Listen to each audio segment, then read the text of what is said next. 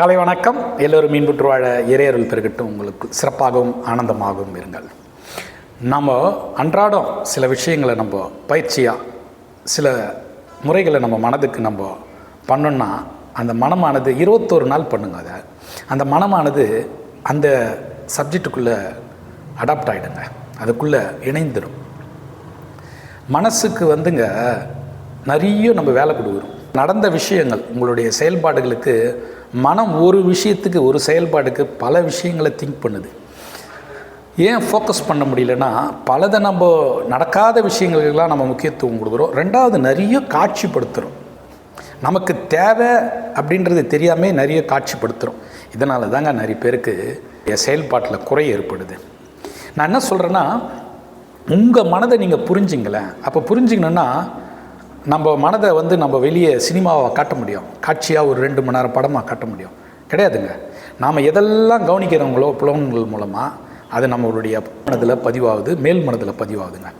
அப்போது நிரந்தர தீர்வு யாருக்கெல்லாம் வேணும்னு நினைக்கிறீங்களோ, மனசுக்கு நிரந்தரமான தீர்வு கொடுக்கணும், மனசை நீங்கள் புரிஞ்சுக்கணும், உங்களுடைய மனதை நீங்கள் புரிஞ்சுக்கணும்னு நினைக்கிறீங்கன்னு வச்சுங்களேன், சில வழிமுறைகளை நீங்கள் ஃபாலோ பண்ணிங்கன்னா நல்லா இருக்குங்க.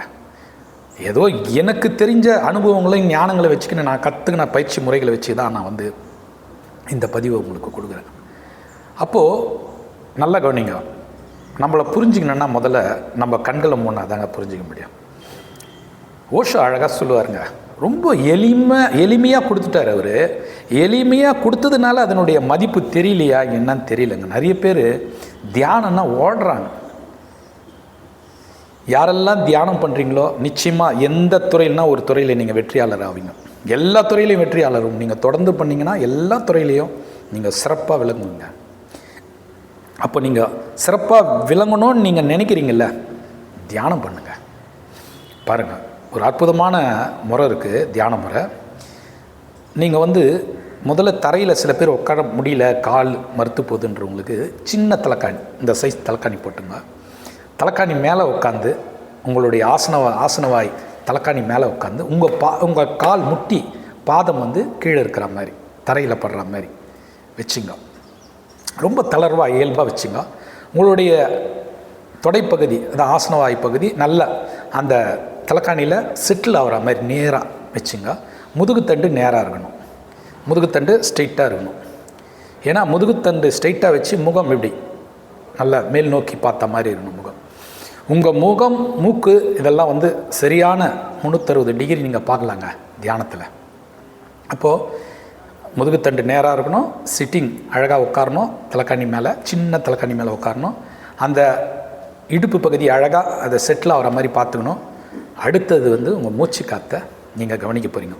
இடது வலது எந்த பக்கம் போதோ இயல்பாக போட்டோம். இதுக்கோசம் நீங்கள் எதுவும் பயிற்சி வேகமாலாம் எடுக்க வேணாம், மூச்சு பயிற்சி எடுக்க வேணாம், இயல்பாகவே இருங்க. இயல்பாக எளிய முறை தியானங்க இது. மூச்சு காற்றை கவனிங்க. உங்கள் மூச்சு காற்று இடத்துல போனாலும் சரி, வலதில் போனாலும் சரி, எந்த பக்கம்னா போட்டால் அதை கவனிக்கிறீங்க. முதல்ல கவனிக்கிறீங்க. உங்களுடைய சிந்தனையை அப்படியே கவனித்து மூச்சு காற்று பக்கம் திரும்பி நிதானமாக நீங்கள் எந்த பக்கம் காற்று போகுதுன்ற மட்டும் கவனிங்க. அது எவ்வளோ தொலைவு உடலுக்குள்ளே போகுது அது மட்டும் கவனிங்க. அப்புறமா ஒரு ஸ்டேஜில் 2த்துக்கும் இடைப்பட்டு ஒரு நடுவில் ஒரு காற்று போகுங்க. ஒரு 20 நிமிஷம் 1/2 ஹவர் பண்ணும்போது நடுவில் இந்த பொட்டு வச்சுக்கிற பாருங்க, நடுவில் காற்று போகும். இது நடுப்பகுதின்னு வாங்க, இல்லை 3ஆம் கண் பகுதின்னு வாங்க, நீங்கள் எப்படி வேணாலும் எடுத்துங்க. இந்த பகுதியை நோக்கி உங்கள் காற்று அழகாக மெல்லிய நூல் மாதிரி போகுங்க. இதை கவனிங்க. இதை கவனிச்சுட்டு அப்படியே அமைதியாக நீங்கள் உங்களுடைய சிந்தனை, உங்கள் கவனித்தல், உங்களுக்குள்ள ஒரு விழிப்புணர்வு இது நிச்சயம் ஏற்படுங்க. இது ஒரு 3/4 மணி நேரம் பண்ணுங்க. அந்த தியானம் கண்களை மூடி, கண்ணை எக்காரணத்தை கொண்டும் கண்ணை தரக்கூடாது. நீங்கள் பண்ணி பாருங்கள். உங்கள் வாழ்க்கை ரொம்ப அற்புதமாகவும் ஆனந்தமாகவும். நிறைய செயல்பாடு கிரியா நிறைய இருக்குதுங்க.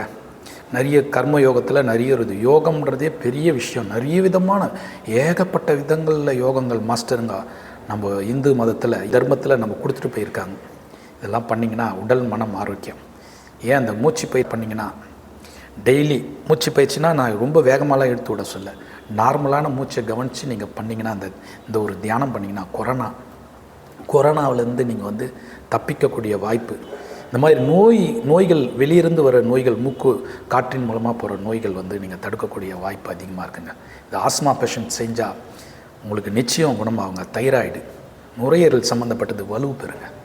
ஏதோ ஒரு ஏக்கத்தில் நான் வந்து உங்களுக்கு வந்து மீண்டும் மீண்டும் சொல்கிறேன், தியானம் பண்ணுங்கள்.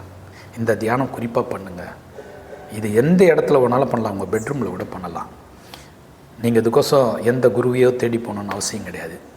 இந்த பதிவு வந்து நீங்கள் இந்த பதிவை முழுமையாக மீண்டும் மீண்டும் கேட்டு நீங்கள் தியானத்தில் உட்காருங்க, அருமையாக இருக்கும். 3ஆம் கண் வந்து கடைசியில் நீங்கள் நிறுத்திட்டு நல்ல கைகளை நல்லா தேய்ச்சிட்டு இப்படி வைக்கணும், இப்படி வைக்கக்கூடாது, விரலை இப்படி வைங்க. இப்படி வச்சுட்டு கண்களை வந்து உங்கள் உள்ளங்கை பார்த்து தரங்க. நல்ல தெளிவு ஏற்படுங்க. தினசரி செய்யுங்க. ஆனந்தமான வாழ்க்கையை வாழுங்க. நன்றி, வணக்கம்.